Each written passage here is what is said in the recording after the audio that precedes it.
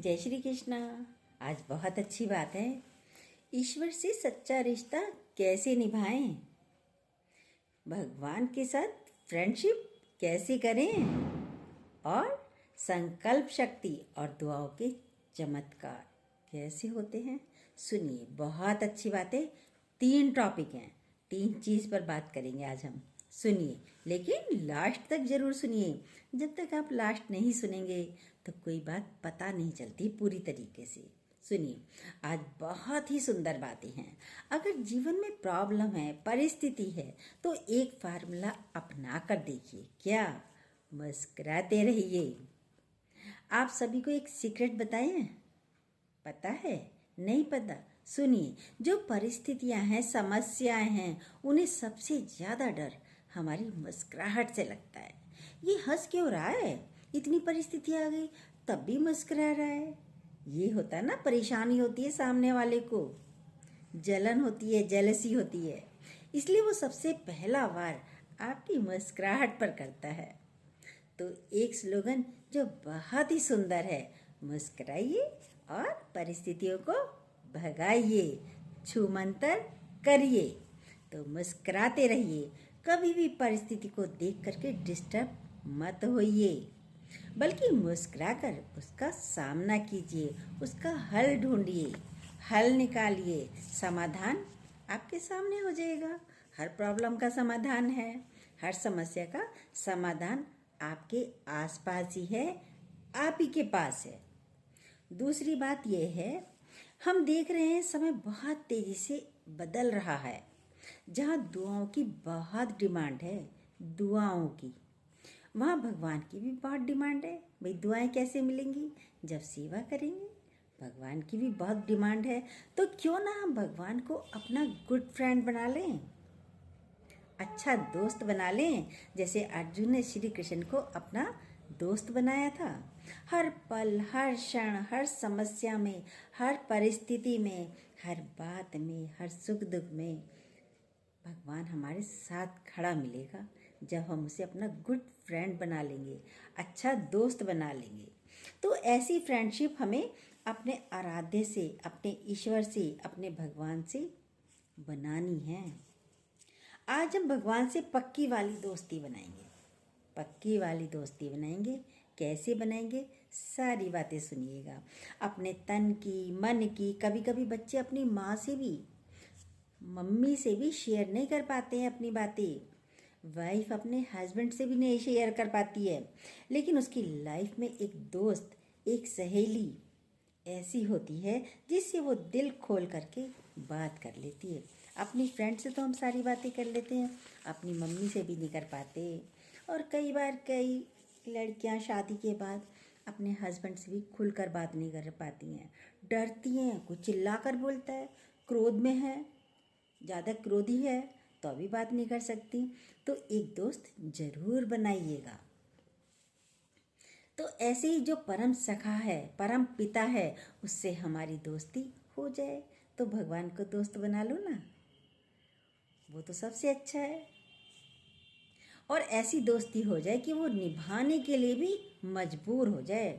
भगवान से दोस्ती ऐसी हो जो वो निभाने के लिए भी मजबूर हो जाए। नो डाउट, सभी के घर में सबके आराध्य देव विराजमान है मंदिरों में। किसी की इष्ट देवियाँ हैं, किसी के इष्ट देव हैं, है नहीं है आपके मंदिरों में? देवियों को रखने से भी कोई काम नहीं चलता, लेकिन भैया आपने देवी देवताओं को रख लिया, क्या काम चल गया? उनसे सच्ची प्रीत तो निभाई नहीं। उनसे सच्ची प्रीत निभानी पड़ती है, और जब हम सच्ची प्रीत उनसे निभाते हैं तो वो जो प्रीत की रीत ना निभाएं, ऐसा हो नहीं सकता। इतिहास गवाह है वो किस कदर प्रीत की रीत निभाते हैं। हमने किस्से कहानियाँ बहुत सुनी हैं भगवान की, अपने दादा से, अपनी दादी से, अपनी नानी से, सभी ने सुनी है। तो भगवान का स्थान ऐसा ना रहे जैसे हमारे पास 4 व्हीलर होते हैं, उसकी स्टेफनी होती है, तो वो कहाँ रहती है? या तो गाड़ी के अंदर डिग्गी में होती है, या गाड़ी के पीछे लगी रहती है स्टेफनी, जो कभी कभी काम आती है। पंचर हो गया तब काम आती है, वक्त पड़े पर काम आती है। बड़ी परेशानी का वक्त आ गया तब काम आती है, तभी आती है ना काम। जर्नी में कहीं घूमने जा रहे हैं, यात्रा पर जा रहे हैं। अब भैया स्टेफनी थी तो एकदम लगा ली, भाई पंचर हो गया गाड़ी में, तो हमारी यात्रा कंटिन्यू हो रहती है, लगातार हम आगे बढ़ जाते हैं। ये गुप्त पार्ट है। स्टेफनी अंदर पड़ा रहता है, पीछे लगा रहता है, वैसे काम नहीं आता, पर जब काम आता है तो जोरदार काम आता है। अरे अच्छा था, बिल्कुल सही था, इसमें पिंचर लगा के रख रखा था, ये काम आ गया, तभी कहेंगे ना। तो हमने भी भगवान को अपने जीवन में कहीं ना कहीं ऐसे ही रखा हुआ है। बस परिस्थिति आएगी तभी हम मन्नते मिन्नते पूजा पाठ प्रेयर करते हैं। हमारे जीवन में, हमारे संस्कारों में कहीं ना कहीं तो वो है, भगवान तो है, परंतु ऐसे ही है जैसे स्टेफनी, वो रोज काम नहीं आता है, रोज काम नहीं लेते उससे, रोज अपनी बातें नहीं करते हैं उससे। अब आप कहोगे मैं तो मंदिर में रोज दिया बत्ती करती हूँ। दिया बाती करना एक अलग बात है और बातें करना एक अलग बात है। जब लाइफ में कुछ इमरजेंसी आती है, कुछ समस्याएं आती हैं, तो हमें वो सबसे ज़्यादा याद आता है। तब हम उसके लिए विशेष पूजा रखते हैं, मंदिर जाते हैं, उपवास करते हैं और विशेष कर्मकांड भी करते हैं। तब कुछ विशेष करते हैं, तब जाकर उसको अपने दिल का हालचाल बताते हैं, भगवान ये हो गया है। कुछ उसकी सुनते हैं और कुछ अपनी सुनाते हैं भगवान को, तब जाकर सुनाते हैं भगवान ये परिस्थिति आ गई है, तो अभी क्या करना है। इसको स्टेफनी नहीं, जो जीवन रूपी गाड़ी है, तो क्यों ना इसको स्टेयरिंग बना ले। स्टेफनी मत बनाइए जो कभी कभी काम आती है, स्टेयरिंग, जीवन रूपी गाड़ी का स्टेयरिंग, यानी बिना स्टेयरिंग के तो गाड़ी चलेगी ही नहीं। तो उसको हमेशा दिमाग में, दिल में बैठा के रखिए, उसके बिना मेरा पत्ता भी नहीं हिलता। ऐसे स्टेयरिंग बनाइए कि इसके बिना हमारी गाड़ी चले ही नहीं। हर सुबह उसके दर्शन से मेरी सुबह हो, हर शाम सारे दिन का हाल चाल दे करके फिर निश्चिंत होकर के, बेफिक्र होकर मैं सो जाऊं। रात को लेटिए बिस्तर पर, भगवान आज ये बातें हुई, ये हुआ, अच्छी हो या बुरी हो, सारी बातें कीजिए ना। कौन है आपके साथ, अकेले लेटे हो? तो देखिए क्या परिवर्तन आएगा जीवन में कि हम मुस्कुराते हुए सोएंगे और मुस्कुराते हुए सुबह उठेंगे। क्योंकि जो मुस्कुराते हुए जाता है, मुस्कुराते हुए सो जाता है, उसकी वास्तव में गुड मॉर्निंग होती है, और जिसकी गुड मॉर्निंग होती है तो उसका गुड डे भी हो जाता है। गुड डे बहुत अच्छा होता है, गुड डे होता है। जिसकी नाइट अच्छी नहीं, बहुत सारी जिम्मेदारियों के बोझ, बहुत सारे तनाव, बहुत सारी चिंताएं लेकर के सोते हैं, तो उसकी मॉर्निंग भी बहुत हैवी होती है, बड़ी सुस्ती भरी होती है उसकी मॉर्निंग भी। सुस्ती में नींद पूरी नहीं होगी, जो तनाव है, टेंशन है, कभी नींद खुली, कभी आई, कभी नहीं आई, कभी सपनों में खो गए, कभी उठकर बैठ गए, क्योंकि नींद नहीं आ रही है तो उठकर भी बैठ जाते हैं। जिसने उगता सूरज नहीं देखा, उसने दुनिया में कुछ नहीं देखा। तो एक बार उगते सूरज को देखिए, उसकी लालिमा को देखिए, प्रकृति के साथ जुड़िए। जब वो भाग्य का संचार कर रहा होता है, जिसने उगता सूरज नहीं देखा, उसका भाग्य कैसे उदित होगा बताइए। तो उगते सूरज को देखिए, जिसका भाग्य काम नहीं कर रहा है, उसे उगते सूरज को देखना चाहिए, और आप देखेंगे 15 से 20 दिन में ही सूरज की तरह आपका भी भाग्य चमकने लगेगा। देखिए तो सही, हेल्थ भी अच्छी होने लगेगी। जल्दी सोइए, जल्दी उठिए, उगते सूरज को देखिए, प्रकृति के सौंदर्य को देखिए, प्रकृति के नज़दीक होइए।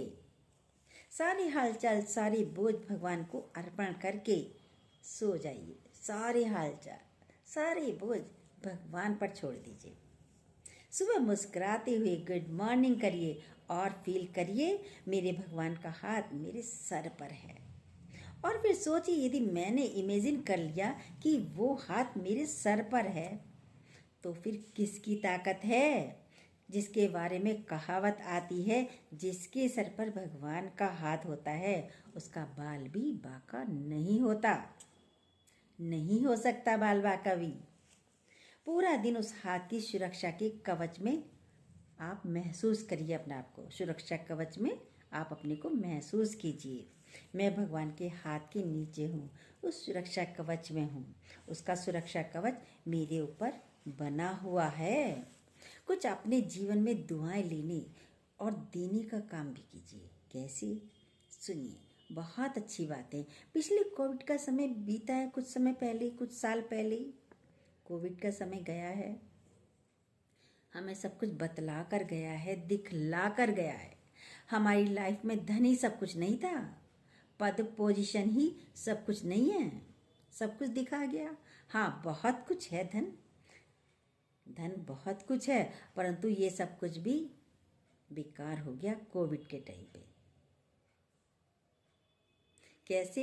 तो जहाँ हमें धन कमाने के लिए अपना एक रुतबा स्थापित करने के लिए मेहनत करनी पड़ती है, और फिर भी जीवन में कभी कभी ऐसा वक्त आ जाता है जिसे हमने बहुत मेहनत से अर्जित किया है, कभी कभी कुछ ऐसे कुछ वैसे भी अर्जित कर लेते हैं। भाई धन कैसे करते हैं अर्जित? कुछ ऐसे अच्छे कर्मों से, अच्छे कामों से, और कुछ वैसे कामों से भी। समझ सकते हैं आप वैसे काम कौन कौन से होते हैं? उनको छिपा कर भी करते हैं, बुरे कामों से भी धन इकट्ठा किया जाता है। लेकिन कोविड ने ये दिखाया, समय पर ये कुछ काम नहीं आया। धन, पद, प्रतिष्ठा कुछ काम नहीं आई। एक गुजरात के ही भाई थे जिसकी कैपेसिटी थी कि वो 10 बढ़िया हॉस्पिटल खोल सकते हैं। कैसी? भारत के मेट्रो सिटी में 10 बढ़िया हॉस्पिटल खोल सकते हैं, इतनी धन दौलत थी। जहाँ उनका सब 10 जो है बिजनेस चल रहे थे मेट्रो सिटी में उनके। जब उनको कोविड हुआ तो हॉस्पिटल में एक बेड भी उनको खाली नहीं मिला, अवेलेबल नहीं था।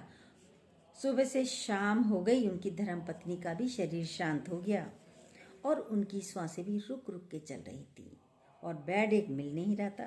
ये सच्ची घटना है। चारों तरफ बहुत कोशिशें की जा रही थी,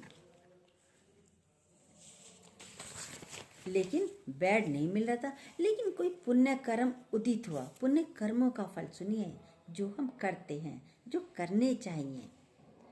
तभी एक फोन आता है कि एक पेशेंट अभी जाने वाला है, कोई श्वासें चल रही है उसकी, तो इस पेशेंट का बेड खाली होगा और इनको तुरंत उस पर शिफ्ट कर दिया जाएगा, उन भाई को। अब इनको लेकर के गए, उन्हीं की आंखों के सामने उस पेशेंट ने दम तोड़ा, आखिरी श्वास ली, उनको उस बेड से हटाया, उस पेशेंट को हटाया और उन्हें उसी बेड पर तुरंत लिटा दिया। अभी आप देखिए, अभी एक मृतदेह को हटा रहे हैं और उसी चादर पर, उसी बेड पर उन्होंने उस व्यक्ति को लिटाया है। उस पेशेंट की कैसी अवस्था होगी, कैसी मेंटलिटी होगी, जो खुद भी वो सीरियस है। चादर तक नहीं चेंज करी, इतना समय ही नहीं था, और उन्हें शिफ्ट कर दिया गया। क्या मेंटलिटी होगी उनकी, क्या मनसा होगी, समझ सकते हैं आप। फिर उनको एक छोटी सी मशीन जो ऑक्सीजन सिलेंडर पर लगती है वो नहीं मिल रही थी, वो मिल नहीं रही, कहीं नहीं मिल रही, जिसे फास्ट गति से फेफड़ों में वायु जाती है। उन्होंने अनाउंस किया कि जो 60,000 की थी, 6 करोड़ रुपया, 5 करोड़ रुपया देने को भी तैयार थे उस मशीन के लिए भी, कि मुझे कोई दे जाए तो मैं उसे तुरंत 5 करोड़ रुपया दे दूंगा, 6 करोड़ रुपया दे दूंगा।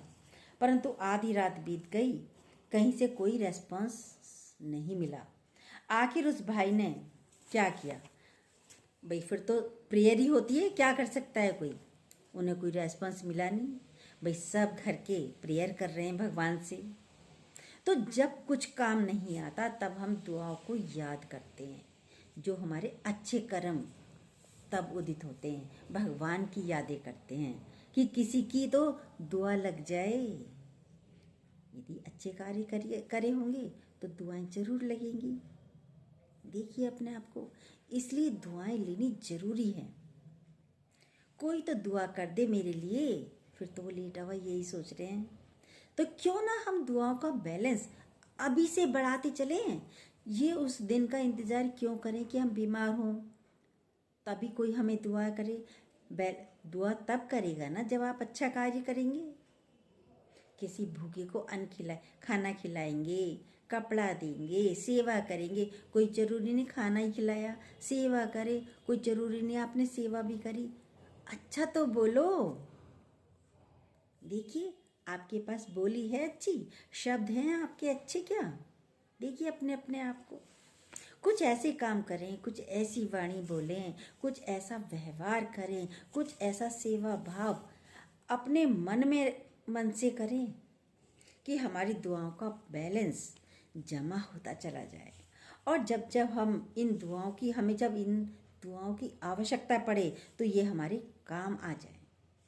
वैसे भी देखिए जब लाइफ में संकट आता है और टल जाता है तो क्या कहते हैं भैया, तो कहते हैं किसी की दुआओं से बच गई, किसी की दुआओं से एक्सीडेंट तो हुआ था पर बच गए। गिरे तो थे पर हड्डी नहीं टूटी, हड्डी तो टूटी लेकिन जुड़ गई। तभी कहते हैं ना ये दुआओं से होता है ये सारे कार्य। पता नहीं किसकी दुआ लग गई मेरे को, वरना तो क्रिटिकल कंडीशन भी थी बहुत ज़्यादा। तो वो भाई भी दुआओं से बच गए, मिल गई मशीन भी उनको। तो दुआओं में बड़ी ताकत है। आप धन दौलत खूब कमाइए, हम मना नहीं करते, हमारी शुभकामनाएं आपके साथ हैं। खूब कमाइए, पद पोजीशन कमाइए, परंतु कुछ पुण्य, कुछ दुआएं भी कमाइए। आने वाले समय में ये हमारी गुड फ्रेंड बनेंगे, जहाँ भगवान हमारा साथ देगा। हमने देखा जब मेडिकल साइंस फेल हो जाती है तब हमने गिड़गिड़ाते हुए लोगों को देखा है। कुछ तो करो, कुछ तो दवा दो, कुछ तो उपाय करो, देश में नहीं तो विदेश से डॉक्टर को बुलाओ, कुछ तो करो हमारे व्यक्ति के लिए। यही सब कहते हैं ना। तो मेडिकल साइंस चाहे वो भगवान को माने या ना माने, परंतु उसका हाथ भी ऊपर जाता है। अब जो कुछ कर सकता है ऊपर वाला करेगा, अब वो कर सकता है। आप दुआएं कीजिए, कहते हैं ना डॉक्टर सभी यही कहते हैं लास्ट में। अब आप दुआएं कीजिए, जो हमें करना था हमने तो कर दिया। तो ऊपर वाले के लिए मैंने कभी वक्त निकाला क्या? सोचिए। या मैं इतना कारोबार में व्यस्त रहा कि ऊपर वाले का मैंने पल भर भी ध्यान नहीं किया। और जब मुझे उसके साथ की आवश्यकता पड़ी, उसकी मदद की आवश्यकता पड़ी, तो किस मुंह से जाऊं मैं उसके पास? आज मुझे उसकी ज़रूरत पड़ी तो किस मुंह से जाऊं उसके पास? मैं तो कारोबार में डूबा रहा, मैं तो गृहस्थी में डूबी रही, मैं तो बाल बच्चों से मोह करती रही, उन्हीं के काम करती रही। क्या भगवान का नाम लिया? काश कुछ क्षण, कुछ पल मैंने निकाले होते उसके ध्यान के लिए, तो आज वो भी मेरा ध्यान रख रहा होता। मैं उसका ध्यान कुछ क्षण करूं और मेरा ध्यान ना रखे वो, ऐसा हो नहीं सकता। ये तो इस यूनिवर्स का नियम है। जो आप करोगे वही आपको मिलेगा। तो इसलिए स्टार्टिंग में कहा भगवान से दोस्ती करिए, भगवान के दोस्त बनिए, भगवान को अपना दोस्त बनाइए। हमारे हार्ट के डॉक्टर, एक डॉक्टर हैं हार्ट के, उन्होंने बिना ऑपरेशन के कितने ही पेशेंट सही कर दिए। वो कहते हैं या तो अपना दिल दोस्तों के सामने ओपन कर दो, खोल दो, यानी अपने दिल की बातें एक गुड फ्रेंड, इसलिए बोला ना शुरू में, एक फ्रेंड बनाइए। वैसे तो भगवान को तो कहा ही है, भगवान को बनाइए, लेकिन अपनी लाइफ में भी एक फ्रेंड होना चाहिए जिससे आप अपने मन की सारा अपने मन को खोल दो, दिल को खोल दो, दिल खोल कर बातें कर सको। एक फ्रेंड ऐसा बनाइए। और नहीं तो उन्होंने कहा डॉक्टर साहब ने, दिल नहीं खोलोगे तो आपके दिल को कैसे खोलना पड़ेगा? दोस्तों के सामने नहीं खोलोगे तो औजारों से खोलना पड़ता है, फिर बाईपास सर्जरी होती है। देखिए अपने आप को।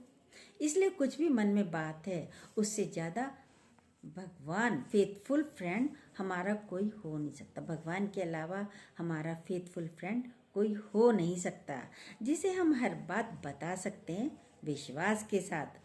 जब मैं अपने मन की बात भगवान तक भेजती हूँ तो बड़े ध्यान से सुनता है भगवान, और सुनता ही नहीं, फील भी होने लगेगा आपको कि वो मुझको रेस्पॉन्स भी करता है।